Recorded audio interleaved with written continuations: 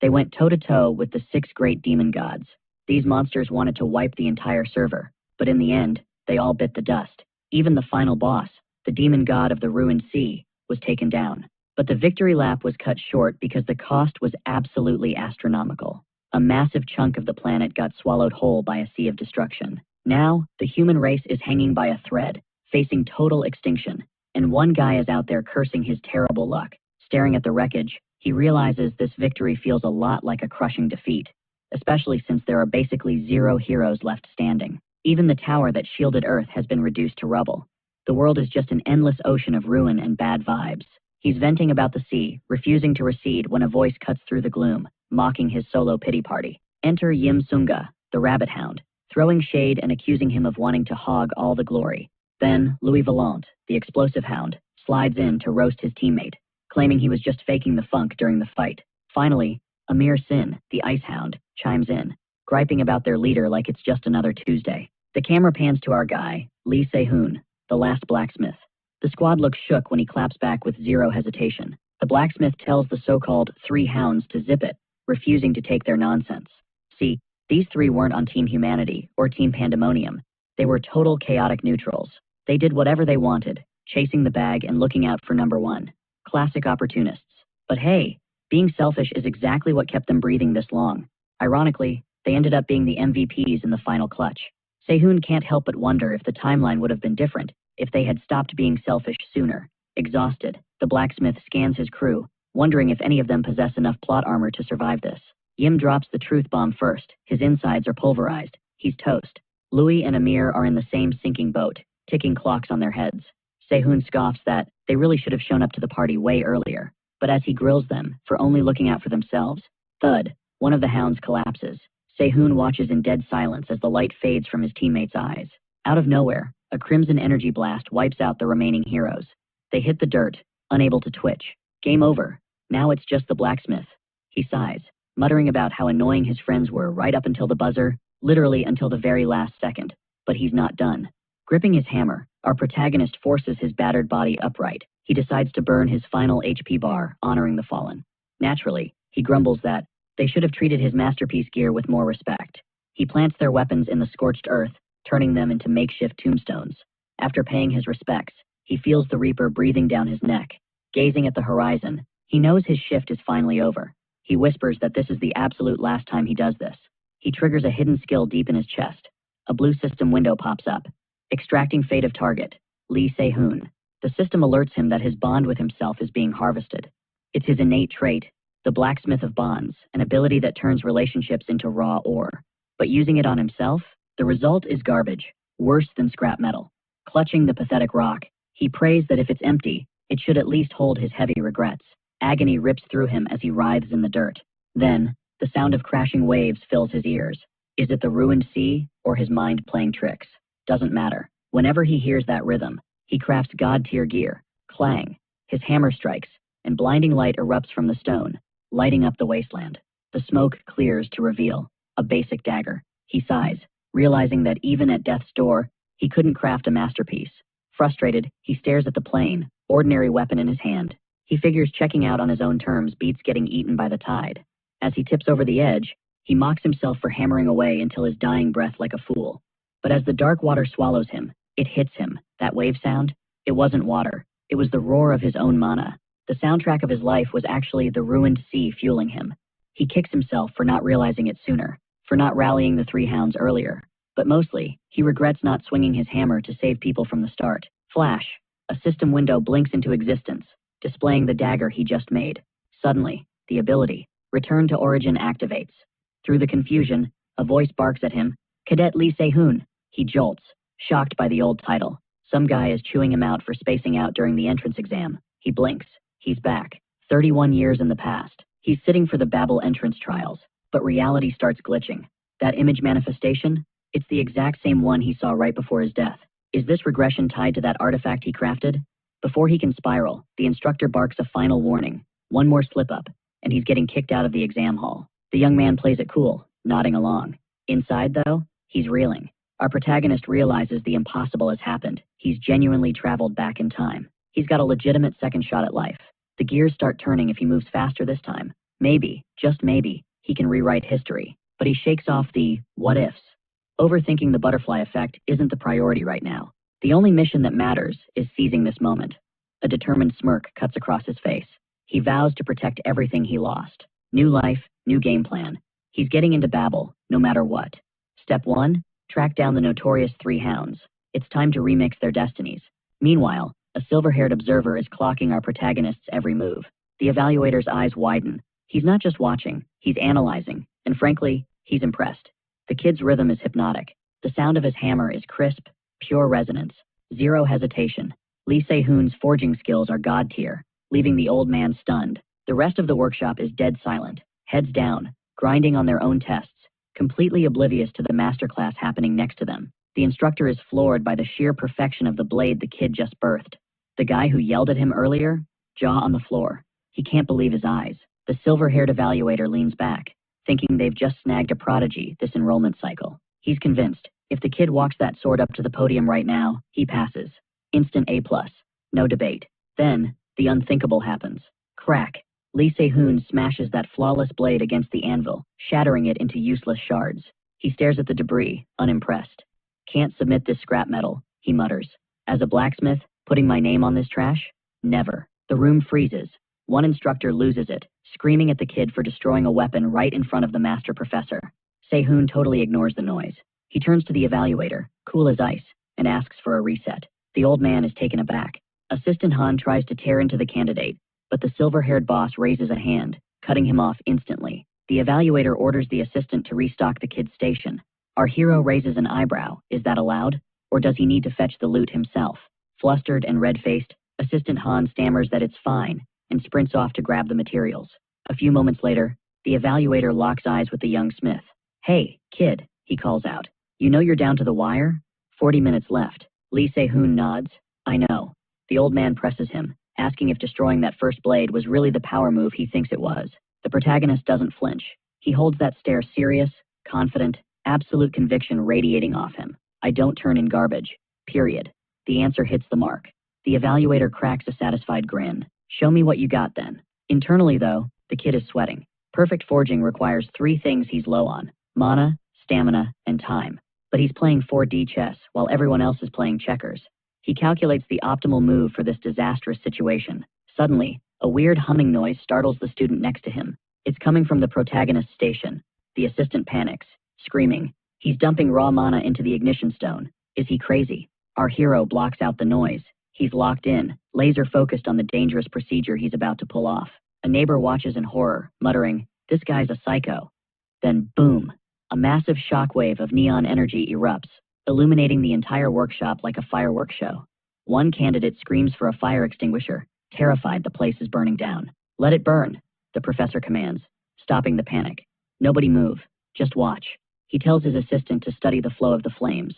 Lee Se-hoon stands there, back to the crowd, like a conductor in an orchestra of fire. 5 colored flames dance around him. It's the legendary 5-color fire forge technique, cranking the furnace heat to extreme levels. It demands insane mana control, but the efficiency? Unmatched. A nearby student is baffled. How did the forge not blow up with that much juice?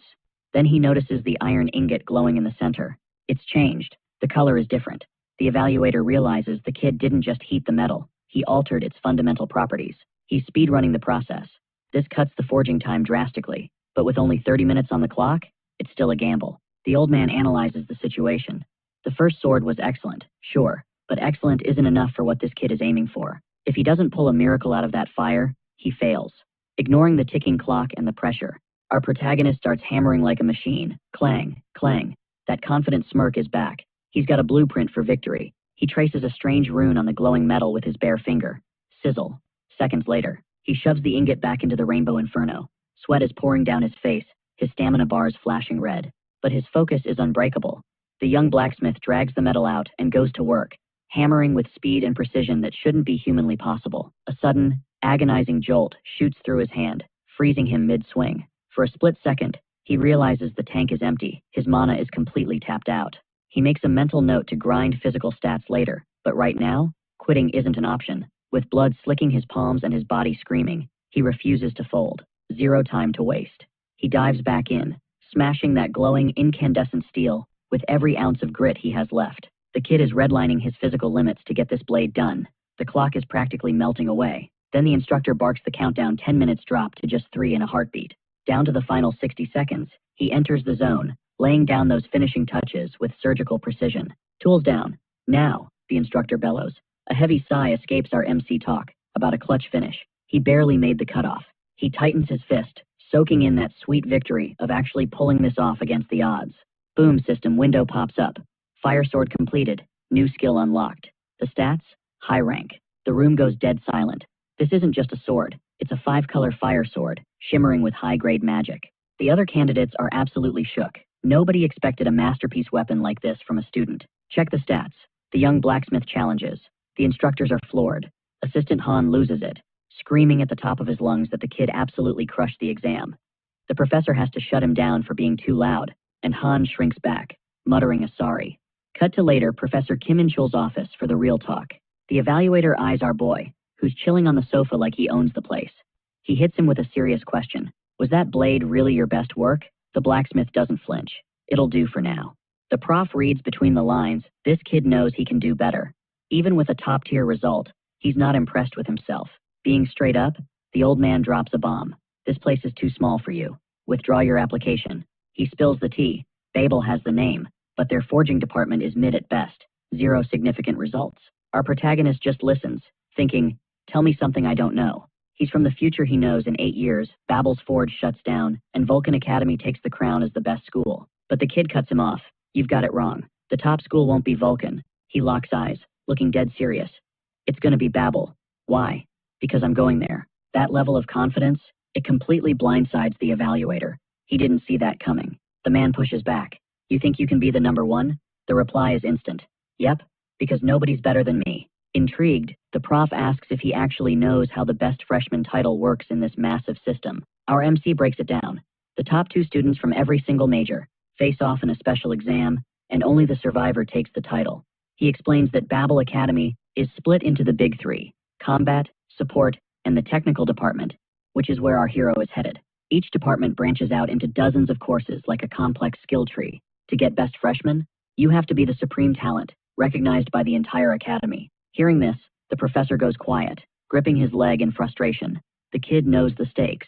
He drops the teacher act, speaking man-to-man, veteran to rookie. Even if you're the GOAT, you'll struggle here. Go to Vulcan. He warns him that staying here is playing the game on hard mode.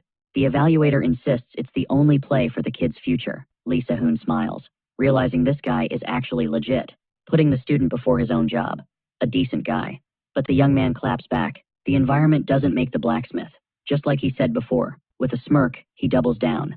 Babel, the place he's enrolling, will become number 1.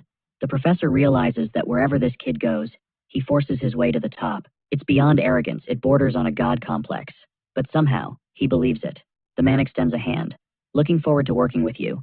Lee Se-hoon shakes it with a smile, and ping bond level 1 established. His secret skill activates instantly, draining a bond from Professor Kim. Blue energy swirls around his hand as the blacksmith of bonds power procs. He manifests a special loot drop, high-quality fire-imbued iron. Cut to his dorm room, checking out the goods he just swiped. Not bad stats, he thinks. But look at the size of this thing. It's tiny. He reflects on his cheat skill, capable of spawning new materials. The issue? His bond level is still rookie tier. He's gonna need to grind that up. Look at those stats. Absolute garbage. Compared to the other freshmen at Babel, he's basically invisible. Major bummer. But hey, small price to pay for turning back the clock. Impatience is for amateurs, and he's not about to ruin a second chance by getting greedy. Steel in his eyes, he locks in. He's got plenty of time left to wipe every last trace of pandemonium off the map. We're talking about a planetary threat level here. To stop these monsters, he's ready to play dirty. Whatever it takes. Losing his memories of the future? Not an option. He needs a memory artifact. Stat. Step 1. Infiltrate Babel? Done. Now for the real work. Boom. Eyes flash. A holographic blue interface snaps into existence. Bond level up. Rank 1. New skill unlocked. Bond engraving. Fast forward 1 week to the towering gates of Grand Babel Academy. Wandering the halls like a lost puppy. Is this even the right building? The map is useless. Target acquired. Foundry room number 3. He pushes the door open, ready to drop a polite greeting. Cut off instantly. Cadet. Inside, it's a full house. Professor Kim and 2 strangers. The welcome committee looks unimpressed. One guy sneers, practically rolling his eyes at our MC's chill vibe. Meet Michael Barmavis, the vice director. And yeah, he's ticked off about the wait. Professor Kim steps in with the save. Relax. We've still got 10 minutes on the clock. Michael's not having it. It's not about time. It's about attitude. Lee Se-hoon instantly clocks the dynamic. Kim and the brass? They definitely have beef. Suddenly it makes sense. Why Kim tried to ship him off to a different academy. Meanwhile, the competition in the corner. Silent. Watchful. Blondie shoots a glare sharp enough to cut glass. Stone-faced. Sizing up our MC like a predator analyzing prey. He starts to speak, then freezes. Glitch in the Matrix? Our hero tilts his head, swearing he's seen this guy before. But the moment shatters. A new player enters the chat. Heads turn. The energy in the room shifts instantly toward the woman walking in. Michael straightens up. Dean. Se-hoon's eyes go wide. Heart skips a beat. He knows her. The woman takes her seat with effortless grace, leaving Se-hoon paralyzed. Ryunya, Dean of Borsapa. Sorry for the delay. Inside, Se-hoon is screaming into the void. Why is she here? That's S-rank hero Ryunya, the weapon eater, a living legend. In the old timeline, she was his best client. Flashback hits hard. Blood, rain, broken bodies. She was slumped in the downpour, eyes hollow. I shouldn't have eaten your weapon, she whispered. Past Se-hoon stood there, useless, words caught in his throat, pure agony painted on her face, tears mixing with rain. The blacksmith and the hero, sharing a quiet, just two broken souls standing in the ruins of everything they fought for. Snap back to reality. Someone's calling his name. He shakes off the ghost of the past. Present. The dean takes command. Listen up. Here's how this goes down. Kim sets the timer. 90 minutes. The objective? Craft an item. Something compatible with the sword. But Kim's fist tightens. There's a catch. A fireball erupts in his palm. Alchemy smelting only. He gestures to a table loaded with materials. All these ores? Fair game. Use whatever you need. The dean and vice director are your judges. No pressure, right? Just create a masterpiece. Don't embarrass yourselves. And go. The clock starts ticking for the blacksmith duo. Se-hoon straps on his apron. Mind racing. Alchemy smelting relies on pure mana control. Suddenly, Blondie chimes in. You gonna stare all day or actually work? Excuse me? Se-hoon turns. You talking to me? Who else? But before Se-hoon can clap back, Kim shuts it down. Hans Barmat. Zip it. Focus on the exam, not the chatter. Hans mutters an apology. But Se-hoon catches the name. Barmat? It finally clicks. The resemblance is undeniable. Our MC realizes this guy isn't just a lookalike. He's the judge's son. The blonde rich kid realizes his cover is blown and scoffs, acting like the whole situation is beneath him. Smirking like he owns the place, he confirms it. Yup, he's the vice director's spawn. Then he has the nerve to compare himself to Lee Se-hoon, flexing his pedigree and superior mana with total disdain. The blonde challenger starts cherry-picking his crafting materials. He grips a glowing blue ore and boldly declares the exam is over before it even started. The judges clock his picks. Lazulite and henna milk. High-tier mana stuff. Professor Kim starts sweating, knowing how tricky water mana can be. It's super sensitive to fire and a nightmare to smelt. But the vice director waves it off like, that's ancient history, claiming alchemy has evolved. The professor pushes back, explaining that even with new tech, smelting times are totally unpredictable, usually taking about 30 minutes. But the vice director just flashes a confident grin. He knows exactly how this plays out. He brags that his boy, Hans, can speedrun any ore synthesis in under 30 minutes. Right on cue, Hans fires up his ability. The professor is floored by the resonant synthesis happening so fast. This is next-level skill that even second years can't touch. Suddenly, it hits Professor Kim like a truck. The time limit, the method, it was all rigged from the start. The whole exam was tailored for Hans. Kim silently curses Michael's dirty tactics. Meanwhile, the dean keeps his eyes on our main character. He trusts the kid's gut. Lee Se-hoon finally reveals the two materials he grabbed for the showdown. The judges gasp. Is that hydrite and hwahong sac? The vice director scoffs, claiming the kid has too much ego and zero self-awareness, saying he doesn't know his own limits. Across the room, young Hans just watches the drama unfold. With a look of pure disgust, he wonders if his rival picked those flashy ores just to flex on him. He calls our hero a straight-up fool, convinced his mana level is way too low to handle hwahong's sac. Smirking, Hans thinks this victory is going to be a cakewalk, but suddenly, his face drops. An intense orange glow erupts from our hero. A system window pops up. Bond engraving ability, activated. Bond engraving harmony is live. He instantly equips the Iron of Harmony onto his right arm. It pulses with searing heat. With a grin, the protagonist's entire arm gets engulfed in spectacular flames. Hans gets ticked off, cursing his rival for using cheap parlor tricks. But our hero is about to prove this power is the real deal. He manipulates the fire like a master, levitating the ores and wrapping them in blazing energy. The 3 ores start spinning midair, smelting right inside the flames. Lee Se-hoon flashes a winning smile. He is in absolute control. The dean and judges are glued to the scene, watching the elemental showdown. The vice director thinks the kid is insane. Everyone knows rule number 1. Use pure mana for resonance. Forcing elemental mana? That's a one-way ticket to an explosion. Wearing a twisted grin, the man eagerly waits for the inevitable disaster. But shocker, our protagonist is controlling the inferno with absolute perfection. Meanwhile, Hans is still stuck on his slow-motion alchemy grind. The vice director and the rest are stunned by the kid's massive firepower. The flame energy suddenly condenses. It morphs into a brand new piece of gear. The system chimes in. Process complete. The Hwaji armament is forged. The 3 judges are left jaw-dropped by the masterpiece they just witnessed. The vice director is in denial, wondering how the hell he pulled that off. It's a rare-grade fire sheath, boasting a powerful wildfire ability. Hans, still mid-craft, is shook that his rival finished speedrun style. It shouldn't be possible. Using elemental mana like that usually guarantees a total meltdown. Hans starts second-guessing everything as he struggles to keep his alchemy in check. Suddenly, he realizes his ore fusion is going off the rails. His dad screams desperately for him to abort. Attribute mana is unstable. But it's too late. Hans gets swallowed up by wild, out of control, blue energy. The mana spikes higher and higher, and the kid is helpless to stop the boom. With a sound like shattering glass, the ore in his hands disintegrates. Then, a massive blast of water mana floods the entire exam hall. Later, back at the metallurgy department, the higher-ups debrief the disaster. The room is littered with shards of exploded ore. The blonde Nepo baby just stares at the ground, looking completely defeated. Our protagonist watches in silence. Only one of them was getting that recommendation. Head in his hands, Professor Kim sighs over the mess. Things just got way more complicated. It's a tragedy, really. In any other timeline, one of these kids might have actually snagged the top freshman title. Hans Barmott hits the deck, clutching his arm like it's on fire. The mana explosion messed him up bad, leaving his hand shaking uncontrollably. The crushing reality sets in. He got stomped without landing a single hit. Meanwhile, behind closed doors, the vice director pushes to scrap the whole test, blaming the accident. But the professor isn't having it. He pins the blame squarely on Hans Barmott's sloppy technique. Michael shoots a smug grin, taunting the old man. You care more about stats than the students, don't you? The vice director shoots out of his chair, claiming the whole setup smells fishy from the jump. He drops the facts. The academy record for resonance speed is 5 minutes flat. So how does a total noob hit resonance the exact second he triggers his mana? It doesn't add up. Our boy stands there, face blank, completely unbothered. He breaks it down. Alchemy smelting isn't about forcing your will onto the metal. It's about tapping into the ore's DNA and waking up its dormant soul. That's exactly what he just pulled off pure alchemy. Internally, he knows.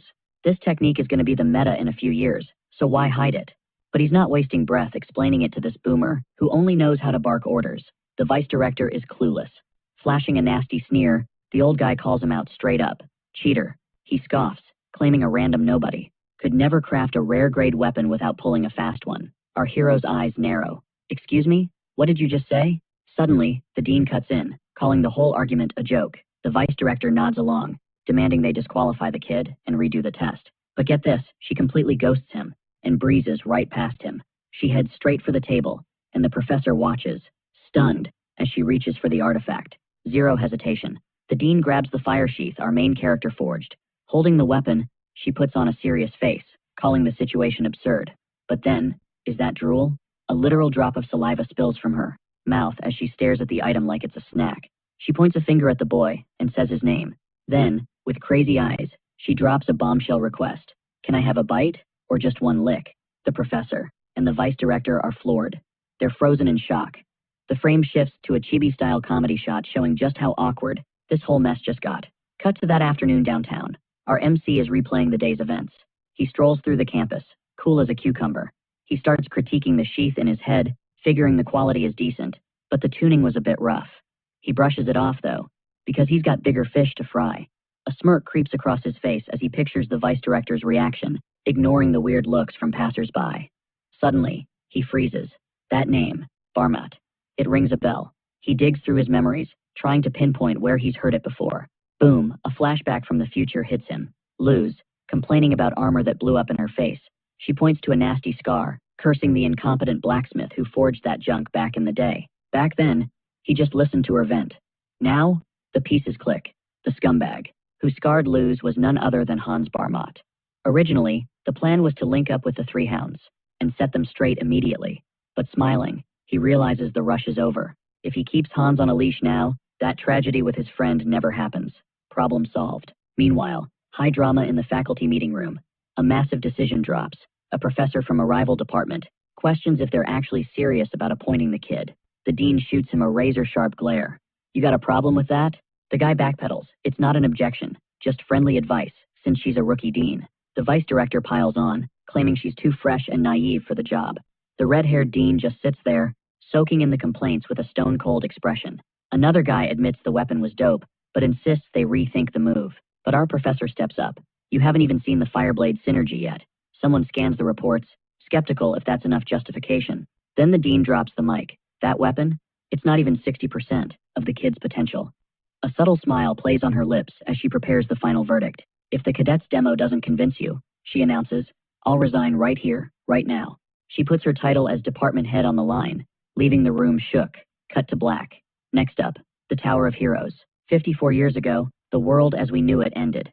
That was the day it arrived, dragging a hellish legion of demons with it and kicking off a global apocalypse. To clap back at the darkness, humanity built Babel Academy, the ultimate training ground for the next generation of monster hunters. We cut to the opening ceremony. A speaker takes the podium, hyping up the legacy of Babel heroes, telling these rookies they're next in line for greatness. He rallies the fresh meat to charge into the future, calling it their solemn duty. Our main character locks eyes on the speaker, dissecting every word, realizing that's no ordinary suit, it's Ludwig Schubert, the Emperor of Ascension and the big boss of Babel. To the public, he's a saint, but our MC knows the truth. Schubert's vibe is totally fake. Suddenly, the loudspeaker crackles to life. It's time for the rookie showcase. The elite from every college gets summoned, and our boy, Lee Se-hoon, swaggers onto the stage. Se-hoon grips his blade, flashing back to his previous life. He remembers how this academy churned out nothing but arrogant jerks. He flashes a smirk, locking into combat mode. Finally, the pieces click together in his head. He understands exactly where that massive ego comes from. The announcer shouts that the target is locked and loaded. Boom! A terrifying mech materializes dead center in the arena. Meet the Automaton Golem Model 9, a machine packing the punch of a C-rank hero. Se-hoon scans it, no weapons? Must be a pure brawler build. The MC voice booms again. First up to bat is the heavy hitter from the combat college. Give it up for Jake Myers. The kid looks like an ant in that massive coliseum, holding his ground, squaring up against not one, but three mechs. Our MC clocks the face immediately. That's the third son of the prestigious Myers clan. The blonde powerhouse drops into his battle stance, muscles coiled. The mechs lock on, crimson eyes glowing with malice. The signal drops, it's go time. The brawl kicks off. Zero hesitation, the metal beast rushes Jake like a freight train, swinging for the fences, but Jake weaves through the attack like it's nothing. Now, the squad coordinates a strike, but he's untouchable, dancing around their metal fists. He drifts across the floor, narrowly missing a bone-crushing slam. Cocky grin on his face, he announces, my turn. Then, he launches himself straight at the metal giant, for a brutal clapback. He chambers a fist, loading up every ounce of strength he's got. Bam! One hit. Clean contact. The impact sends the heavy machine flying across the arena like a rag doll. The crowd goes wild, jaws on the floor. Jake stands there, fist pulsating with energy, proving he's not here to play games. Se-hoon watches, stunned, as a memory unlocks. In the original timeline, Jake died way too young as an A-ranker. But look at him now. He's a once-in-a-decade prodigy at Babel. Se-hoon can't wrap his head around it. With that kind of juice, how did he cap at A-rank before? Jake's eyes flare golden. He winds up to end this show. He unleashes a wicked spinning kick, shouting, game over. The bot shatters into confetti. The impact is so insane it tears open a vacuum vortex, sucking in the scrap metal. When the dust settles, only the golem's crushed head remains on the pavement. Jake smirks, satisfied. Whew, nice warm-up, he quips. Up in the booth, the announcer is totally gagged and can barely speak. He starts gushing over the performance trash canning a C-rank threat in seconds. Insane. That's the #1 cadet for you. Jake waves like a celeb while the crowd screams his name in a frenzy. Se-hoon thinks, show off. He really hyped them up. The next fighter is going to feel the heat. Next up, the ace from the Air Support College takes the spotlight. Se-hoon instantly clocks her identity. Yeah, she won't sweat the pressure. That's Erika Ino, future S-rank legend wielding mythic tier gear, but her story ends in tragedy. She turns into a demon and gets purged by her own kin. A ticking time bomb of corruption. Best to stay far away from that train wreck. Suddenly, Erica whips her head around and stares right at him. Sehun freezes. He's totally shook. Why is she mean-mugging me? Then, the speakers blare again. Her target isn't normal. It's a special edition tank model, with 1.5 times the standard defense, and the crowd leans in. How will she handle this? Erica lifts a cage. Inside sits a crow with glowing sapphire eyes, matching her own gaze. As ominous dark energy swirls around her, she flicks her wrist, opening the cage door, and the crow launches into the air, wings spreading wide. It screeches, diving straight for the metal giant. Sehun squints. That ain't no normal bird. The mech sensors scream threat, and it tracks the target high in the arena sky, raising its massive armored arms to intercept. The bot hunkers down, locking into full tank mode. Even Lee Si-hoon is sweating, thinking that armor looks practically impenetrable. It's built to survive. But the summoner girl? She's ice cold. She signals her pet to wrap this up, fast. Instantly, that little crow starts warping, shifting from feathers to straight-up living steel. It morphs into this terrifying armored knight, with eyes glowing like high beams. The transformation locks in, and boom, a winged warlord is hovering there, radiating pure menace. Zero hesitation. It nosedives into a blur of black feathers and dark energy, a spinning drill of death that smashes right into the mech. Our boy is floored jaw on the ground at that level of DPS. The bot's chest starts glowing red hot, and crack. The armor shatters. There is a massive, gaping hole where its core used to be. Total system failure. Sparks fly as the machine dies, while the summon just ghosted poof, back to being a tiny crow wreathed in blue fire. It lands gently on her finger like nothing happened. The crowd loses their minds over that flex, and worships her power level. Meanwhile, Jake Myers looks salty, knowing his turn is gonna look mid compared to that. Then, the moment we've been waiting for. The PA system calls out the tech college's top dog, our main character. Supervisor Ludwig leans in, eyes glued to the stage. He's thinking this freshman class is actually cracked, but worries the kid might choke under pressure. Reinhardt cuts in, though he is 100% sure the kid's got this. The stands are buzzing. Everyone's asking the same thing. Can he top what we just saw? In one smooth motion, our hero rips his blade from the scabbard. He is locked and loaded, staring down the arena with laser focus. The system UI pops up, flashing stats for his blade and that mysterious fire sheath. Two students in the back are freaking out. A rookie with a rare rank weapon? That is unheard of, but the haters call it weak. The vice director is grinning like a Cheshire cat, thinking fate just handed him a win. He is practically drooling over the headmaster chair already. Dean Ryuna? She's stone-faced, watching every pixel, looking pretty grim. The announcer cues up Model 10, but our boy shuts that down instantly. No, he demands Model 8, but decked out in full defensive plating. The announcer is totally lost, questioning his own hearing. Is this kid crazy? Model 8 is already B-rank hero-level material, and he wants it buffed? The announcer's sweating, wondering if the kid is trying to troll the exam. Out of nowhere, Professor Kim steps into the ring. I brought the toy you asked for. He unveils the tanked-up mech, and the announcer can't believe the turnaround time. Kim steps back to let them cook, as our hero squares up. The white-haired mentor watches from across the field, silent as a grave. But that smirk says it all. He knows his student is about to wreck house. The vibe is clear. Go ahead, kid. Destroy it. The announcer has given up on logic and just screams, fight. It is showtime. The main event kicks off. Kim crosses his arms, laser focused on the carnage to come. Dean Ryuna leans forward, her expression tight. She doesn't want to miss a frame. Even Jake Myers is leaning over the railing, curious if the rookie can actually walk the talk. Lee Si-hoon flashes a grin. Time to see if he can live up to the hype. Boom. Flames of 5 different colors erupt from his sword hilt, like a volcanic explosion. He stares down the giant mech, his blade screaming with a blazing aura. Jake is losing it, thinking this is sick. But Hans Barmit, total buzzkill, calling it a cheap fireworks display. What can a guy with 0 mana even do? He sneers as Si-hoon twists the fire. Those flames are unstable, conflicting elements that should blow the user's hand off. But he jams them into the sheath, compressing the chaos until it turns blood red. His eyes flare up, charge complete. The bot detects a nuke-level threat and deploys its shield. Too late. Si-hoon unleashes wildfire. A tsunami of red energy detonates. The compressed mana screams out, leaving the other students paralyzed with shock. All 5 colors vent at once in a chaotic storm. One swing. That's all it takes, and the impact is catastrophic. Pure, unadulterated destruction. The guys in the stands can't even find words. The announcer is terrified, thinking, what is wrong with this maniac? Smoke clears, and only our boy is left standing. Dust settles over the ruined arena as he slowly, precisely slides his blade back home. Click. He exhales hard, wiping a bead of sweat while staring at the massive crater he just carved into the floor. Maybe I went a little overboard with the juice, he thinks. The announcer is literally shaking, totally speechless after that display of raw power. He calls for the cleanup crew, wrapping up the top cadet evals. Cut to later, the dean herself walks into the room. Our guy immediately apologizes for absolutely trashing the auditorium during the fight. She scolds him for lacking control, but he's zoning out, wondering what her actual angle is. He cuts the small talk. Did you call me here just to lecture me? She shakes her head. Not even close. Suddenly, she's fidgeting, stepping closer to him with this weird, nervous energy. She's trying to get to the point.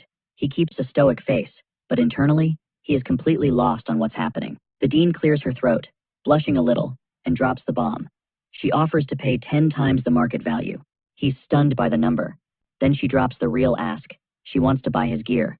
Our MC is floored. Did I hear that right? But before he can process it, boom. A holographic screen pops up. Bond formed with Dean Ryu Unha. She is totally fangirling over the equipment. System confirms. Bond level 1 established. Lee Si-hoon is surprised in his past life. Grinding this relationship took way longer. He grins, thanking his lucky stars. Huge opportunity. He clasps his hands together. Ability activate. Bond extraction. Blue energy surges as the screen rips the Bond essence right out of her. Time seems to freeze. The loot? Gluttonous iron. A high-tier material that literally eats other metals. Holding the glowing red ore, he confirms the process is done. She asks again about the sale. His answer? Hard pass. She is totally baffled.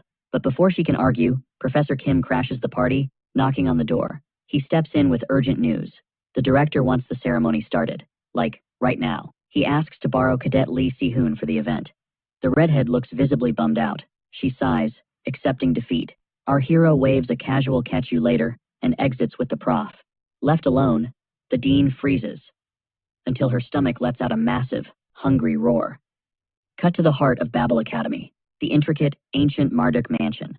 The professor leads our boy down a hallway dripping with luxury. He drops a warning. Behave yourself. The director let that auditorium mess slide, so don't push it. Standing before the massive doors, he whispers that the director is on a god-tier level. The young blacksmith just smirks. Relax, I got this. They enter, and a booming voice greets him. So, you must be the cadet. Lee Si-hoon. It's Ludwig, the Emperor of Ascension, the big boss of Babel Academy. In the previous timeline, this guy single-handedly crushed one of the 6 great demon gods. Our hero thinks, yeah, he's the real deal. The director shifts focus. That gear you showed off earlier? Interesting, but lacking. The young blacksmith feels a spike of irritation at the old man's dig. Inside, he is seething. He honestly feels like throwing the sword right at his face. But Ludwig continues. To honor his talent, he grants him 2 special rewards. Our guy blinks. 2 things? Really? He doesn't hesitate. I want to boost my mana, and I want to upgrade my memory. The director waves a hand. Golden energy swirls, materializing the loot right out of thin air. A crest blazes. Power radiates from them. The heavy inkstone, the dream ivory, both legit hero-grade items. The MC is shook. The stone is rare enough, but that ivory, that's basically a myth. He grins. Tricky to use, sure, but he's already got a plan. Ludwig watches him closely. Satisfied with the gift? Our protagonist flashes a confident smirk. They're perfect. Outside, a mysterious voice echoes from the shadows. What are you thinking, old man? Giving 2 rewards isn't your style. Ludwig puffs his pipe. The kid has the capacity. He can handle it. He's got depth, like an old soul trapped in a kid's body. Ludwig's eyes twinkle. There's more to that blacksmith. Even I can't see the bottom of his potential. Cut to an external shot of Babel Academy. Inside the classroom, our hero strides in. A new classmate waves. Someone asks Hans about lunch, but the blonde guy declines. Got plans with a senior. His buddy is absolutely losing it, hyping up the fact that they're about to meet the legendary top-ranked junior, who walks around like he owns the place.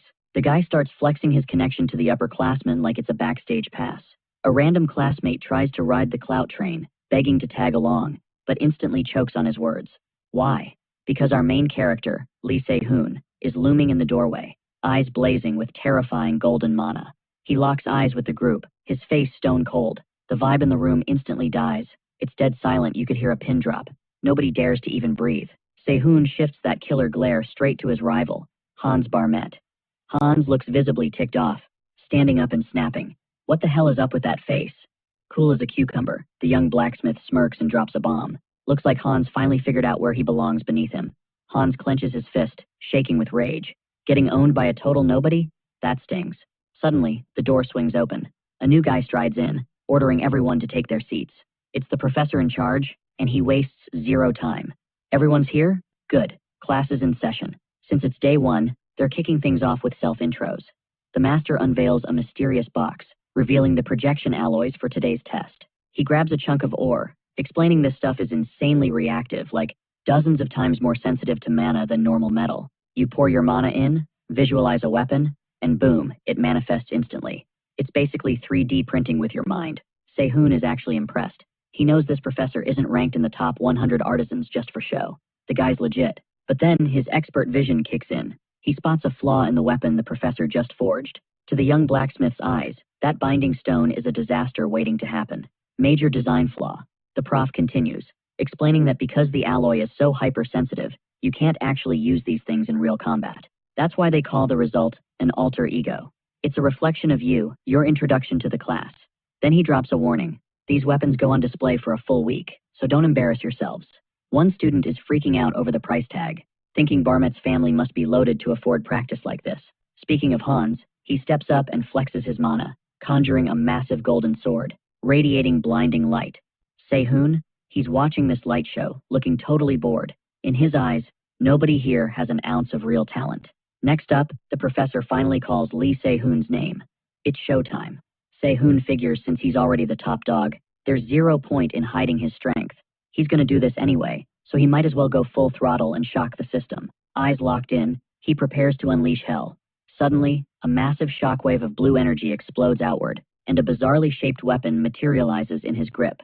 Cut to the main hall, a huge crowd is already gathering. Someone points out Sehun's weapon on display. Two students start trash talking, laughing it off.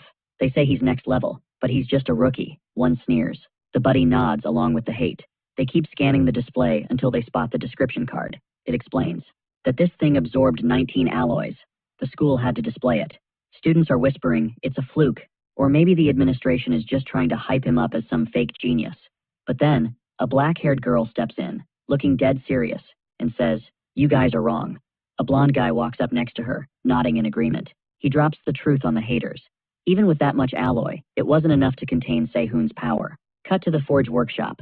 Sehun is grinding hard, but suddenly, he looks stunned. The young blacksmith just had a breakthrough mid-swing. Watching him, an instructor notes that there wasn't even a 100th of a second error in his timing.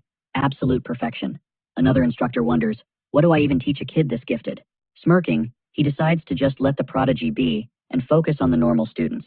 Class ends, but Sehun stays behind in the dim workshop, organizing his gear. He's dripping sweat, exhausted, but the grind doesn't stop. His determination is scary. He pauses, critiquing the fresh blades on his workbench. Suddenly, the instructor pops up, asking, "You gonna smash those swords again like last time?" Sehun spins around, startled to see the teacher, watching from the shadows. The man pleads with him not to destroy the work they actually need to submit those for grading. Sehun looks confused. The master explains the hustle. The academy gets funding based on selling student weapons to the outside world. Then the instructor gets real. What's the problem, your body or your mana? Sehun cracks a smile, admitting, right now, it's this weak body. He vents that he's trying to forge high-level training gear and needs to smelt heavy ore, but he just doesn't have the muscle for it yet. The master strokes his chin, thinking of a fix for the stamina issue. Then it hits him. Forget gym time, he says. Getting magical buffs is way faster. Sehun grins. He never even thought about that, mostly because he avoided buffs like the plague in his past life. But now, he's back in the past with a weak frame. A buff is exactly what he needs to melt that ore. Grateful for the tip, he bows respectfully to the master. He acknowledges the tip, then flips the script. He spots a flaw in the instructor's technique and calls it out cold. Drop the mana input by 70%. Pinpoint the impact. Pure technical precision. The rookie drops this knowledge like it's obvious, radiating pure, unshakable confidence. The teacher is floored. Did a freshman just school him? He stares at his hammer, speechless, letting the words sink in. Cut to a pristine blue sky morning breaks over the academy. Babel runs on freedom. You want to cross-train in other colleges? Go for it. MC hops on the transit. The stakes are high though. 3 fail marks and you're kicked to the curb. But hey, freedom implies consequences. Next stop, the ore department. He steps onto the platform and immediately locks eyes with Erica, that powerhouse from the demo. She's icing him out with a glare. Then her sidekick jabs a finger at him, barking at him to move. Seriously? MC looks around. Pretty sure they're blocking his path. The lackey gets heated, but our guy doesn't flinch. He just returns a gaze that could freeze hell over. Erica crosses her arms, cutting through the tension. Where are you headed? Enchantment department. Her minion gasps, but Erica flips the script. I'll take you there. Her friend is left slack-jawed. The lackey tries to intervene, stammering about some schedule. She tunes him out completely. Go by yourself. The guy panics. Senior students are waiting on her. She hits him with the Ice Queen stare. Not interested. Shut down. Our MC watches this drama unfold, totally clueless about the politics at play. They strut off together, leaving her entourage eating their dust. So, she asks, what's your business with magic? Buffs, he shoots back. Specifics? He keeps it simple. Something to boost raw physical stats. She pitches barrier magic. He raises a brow. Isn't that just for tanking hits? She smirks. Depends on how you wield it. She flares her aura, and energy chains manifest, humming with power. She hands him an envelope. Try to rip this. He exerts force, but the paper is tougher than steel. Impressive. He analyzes the flow. It retains texture but solidifies under kinetic stress. Perfect for smelting, she notes. The mana structure feels weirdly familiar to him. She starts offering an intro to her relative, the professor, but he cuts her off mid-sentence. Got it. The envelope disintegrates in his grip. Erica's eyes go wide. He deconstructed her family's signature magic in seconds. Impossible. He just grins. Thanks for the hack. Barrier magic. Not terrible. He waves a casual goodbye. Go grab lunch with your fan club. He gestures to the stalkers, trailing them. Her crew rushes up, panicked. Are you hurt? They look down at the confetti on the ground. Shreds of an exclusive noblesse invitation. That was her recruit attempt. Gone. She pauses. Hold on a second. Cut to the enchantment department HQ. The gossip mill is already spinning about Erica and the outsider. He finds the whispers hilarious. If she was crushing on him, the system would have flagged a bond by now. But first, business. To get into this class, he has to clear the entrance exam. The proctor leads him deep into the woods. 0 instructions. Pure confusion. Some other kid is already whining nearby. I can't find anything out here. Is this a scavenger hunt? Man, what a hassle. They trek through the silence. Suddenly, our boy stops and slams his foot down. He sensed a distortion. Crack. The scenery fractures like glass, revealing 2 stunned proctors hiding in a stealth field. One of the observers nearly chokes. You passed. Our guy tilts his head, totally oblivious to the feat he just pulled. Can I speak now? Back in the office, Professor Robert Perry leans back. So, Erica has her sights on the cadet from Borisipa. Huh. The assistant slides a phone across the desk, showing the professor a screen that demands attention. One look at the photo of the duo, and it clicks. That's exactly why she's slumming it in the beginner's course. Thanks to that leak, applications have tripled instantly. But the professor isn't celebrating. He's actually pretty salty about it. Since the Inu heiress pulled strings to get in, he decides to flip the script this year. He's throwing them straight into the deep end with the labyrinth of dazzlement. It's a nasty sensory trap that leaves victims wandering in circles like zombies. Technically, it's a basic barrier, but if you're clueless about enchantments, you're walking blind. The man is still racking his brain, trying to figure out how the rookie navigated that maze solo. He can't wrap his head around the fact that the kid cracked the code, running purely on gut instinct. Shaking off the shock, he addresses the squad. Congrats, you all survived round 1. Immediately, a redhead dude volunteers as tribute for the second test. He's grinning, thinking this is his golden ticket, to finally get Erica to look his way. The prof drops the mission. Dismantle a live magic circle. No pressure. The guy reaches for the glowing, spiderweb barrier, pulsating with a magical arachnid at its core. The spider skitters away the second it smells mana, regenerating the web instantly. The kid starts panicking, wondering if his mana tank is running on empty. Screw strategy. He decides to brute force the spider with raw speed and power. The clock stops at 2 minutes and 23 seconds. The prof sighs. Hit the books, kid. The redhead mumbles a thanks, looking like he just swallowed a lemon. Then, the dominoes start falling. Student after student takes a shot at the circle, and they all crash and burn. It's a total wipeout. The professor rubs his temples. Keep this up, and you're all getting demoted to the remedial class. Next up, he calls Erica Inu. She steps into the spotlight, eyes locked in, ready to show this lobby how a real pro operates. A shimmering mana projection of herself manifests over the web. She focuses, and snap, the spider disintegrates instantly. The crowd gasps at the insane speed. She flips her hair with a confident smirk.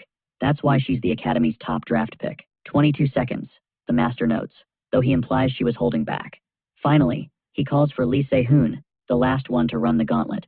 Our boy walks up, and the gallery is unimpressed. He looks like a total NPC right now. But then he flips the script. crouching down to inspect the magic circle like a crime scene investigator. The class is baffled, whispering, "Why isn't he casting?" But with his blacksmith vision, he analyzes the barrier. It's built like a solid wall. He realizes the web heals unless you hit it with perfectly balanced triggers. The professor watches from the back, thinking, "What on earth is this kid doing on the floor?" But Erica cuts in, basically telling him, "Let him cook." The prof pauses, eyes narrowing, deciding to let the scene play out. The kid touches the web. He's not fighting it. He's boxing the energy in. He fires a precision flame strike at the core, and boom, the thing shatters in a massive energy burst. Our protagonist stays kneeling while the room goes dead silent. He punches the ground mic drop moment. Circle neutralized. Easy. In his head, he's already moved on. He didn't just break it. He forged a new equation to delete the formula. He stands up, victory written all over his face, staring down the stunned classmates. The assistant checks the watch. 7 minutes and 45 seconds. But the master waves it off. The time is irrelevant, because next time, he'll do it in a heartbeat. The kid didn't just understand the barrier. He rewrote the source code. Erica stares at him, eyes wide. She's officially intrigued. She gets literal chills, imagining what kind of god-tier gear he could forge, combining that brain with blacksmithing. Later, a notification pings the college server. The rookie wants to try intermediate forging. The assistant wonders who's going to volunteer to babysit. Suddenly, his phone blows up with notifications. Every professor wants in. Well, except the vice director's squad. They're still salty and ghosting the sign-up sheet. With a stacked list of applicants, the assistant prepares to pick a winner when a new message slides in that nearly stops his heart. It's the dean. The boss herself is coming down to watch the forging session. Cut to the workshop, and our hero jumps as the red-haired powerhouse walks in. She's here to witness the hype firsthand. Our boy flashes a confident grin. Well, if the boss is watching, guess I better put on a show. The first rule of mastering heavy rock? You gotta learn how to tame the beast before you even swing a hammer. But here comes the nightmare stage, the mystic vial technique. You shove that dense ore into a void of total darkness and force it to liquefy. Then you strip away the junk using nothing but raw mana, spiking the purity levels through the roof. Sounds simple, right? Wrong. Our MC knows he's literally rewriting reality at an atomic level. Meanwhile, the dean watches like a hawk, dead silent, eyes laser focused on his every move. He hesitates his 25%, really? His hard cap right now? If he shrinks that ore down any more, it's going to be too weak for the masterpiece he's visualizing. Time for phase 2 of this brutal grind. He steels himself as a blinding crimson aura, surges up, completely engulfing his hand in pure, raw power. Our boy doesn't just hold the fire, he puppets a massive inferno like it's nothing, filtering through the roaring red blaze to snag only the perfect embers. That's the legendary Hoya's Flame, the ultimate stabilizer. Now for step 3, a relentless hammer assault, pounding out every single imperfection. The dean realizes that even with fire resistance, he's definitely feeling the burn. She's stunned. How hard did this kid have to grind to reach this insane level of tolerance? Hours bleed away.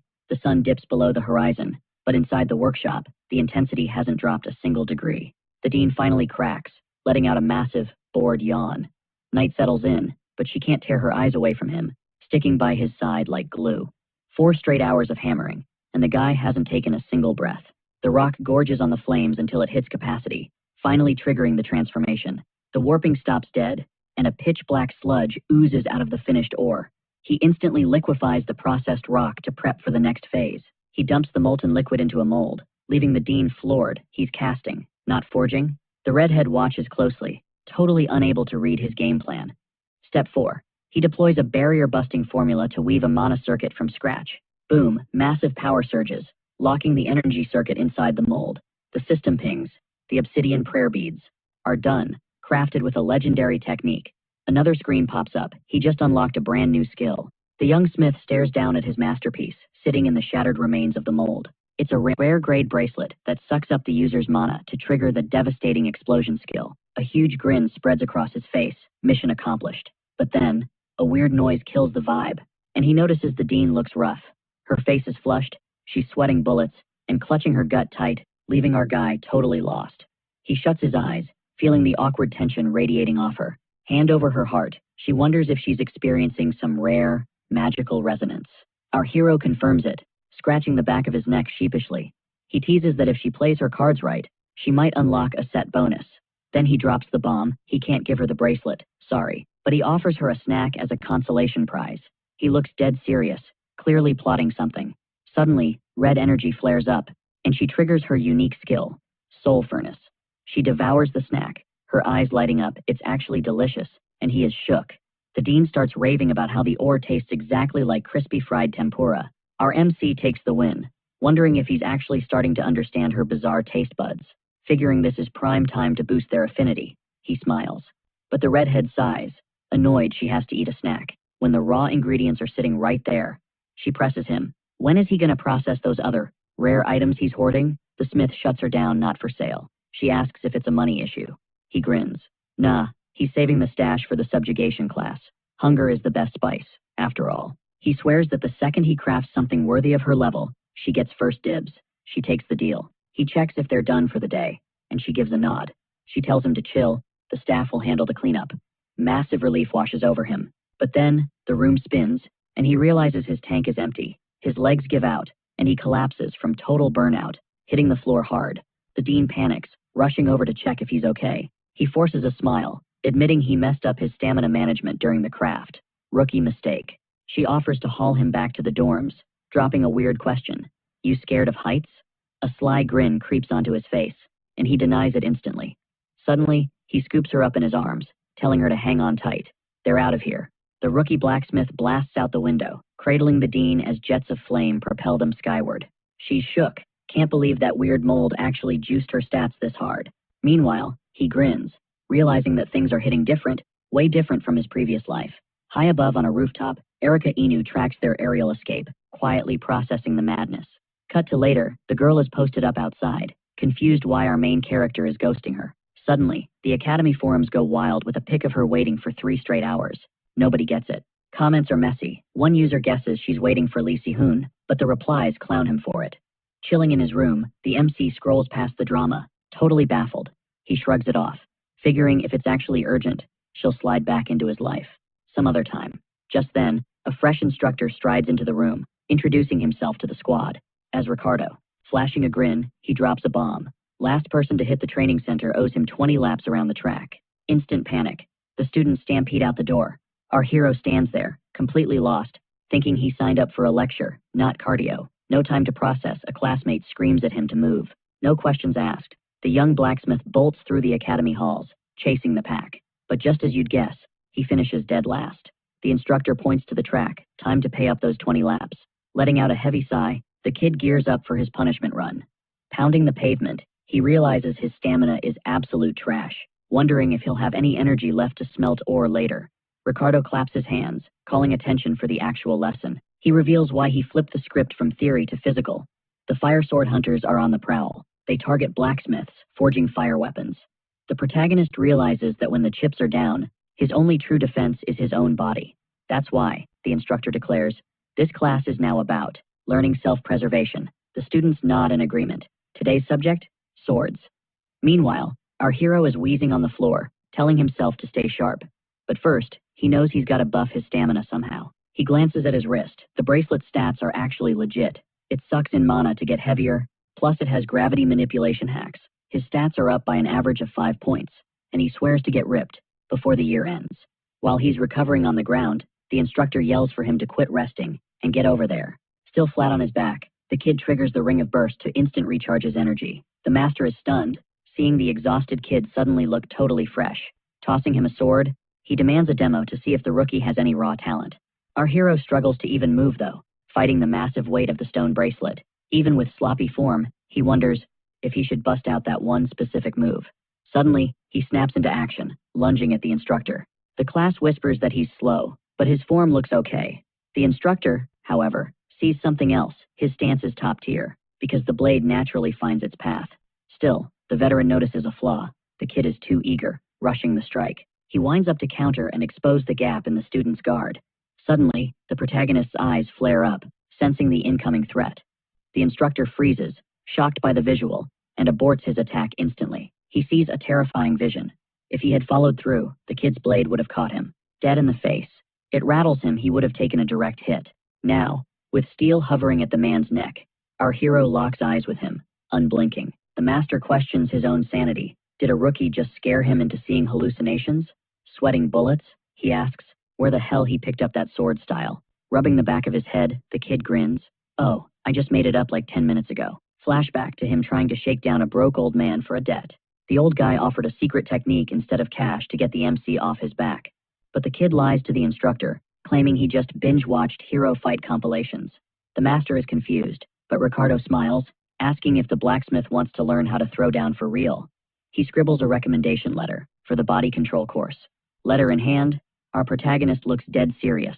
He rolls up to the spot and catches a man screaming at a blonde girl, claiming he's got zero to teach her. That's Ma Guangsu, retired S-rank hero and a former client. The kid is absolutely floored. That broke gambling addict who owed him money is a professor here. He steps into the room and drops his name. The blonde kid drops Professor Ricardos' name like a VIP pass, but the master's face instantly twists into a scowl. Trying to flex, the blonde claims he's the top ranker at Borsapa, but the old man looks about as impressed as a brick wall, eyeballing the kid like he's cheap merchandise. The master asks if he's seriously desperate enough to train here. The kid smirks, doubling down. Fine. The master cuts a deal. Beat our hero, and you're in. One rule. First clean hit takes the glory. The master throws his arm up, slicing the tension. He drops the signal, it's go time. Blondie launches a full-throttle charge, but Lee Se-hoon stands like a statue, wooden blade loose, just waiting for the strike. The professor's watching closely, wondering if that total lack of tension is actually a high-level strat for max agility. The challenger commits to a heavy, game-ending swing, while the master grumbles about hating smart Alex, who play 4D chess before throwing a punch. But our hero's too slick. He ducks the attack with a split-second weave. Se-hoon ghosts behind him, locking him up tight for the counter. The young blacksmith is shocked by the guy's raw power as he struggles to break free. But Se-hoon shifts gears into a judo throw. He launches the rival over his shoulder with zero hesitation. Suddenly, his wrist bracelet flares up. Ring of Burst activates. Azure energy wraps around his arm as he taps into the item's hidden juice to recover. Riding the explosive momentum, he whips the movement around and drives his opponent into the dirt hard. The impact is brutal. The blonde hits the deck and lets out a ragged groan, totally winded. He's sprawled out, staring at the ceiling, totally cooked after taking that slam. The challenger is out cold. Se-hoon flashes a winner's grin and quips, "Guess I was a little faster, huh?" Blondie struggles to his knees, muttering about the hit, while the master watches silently.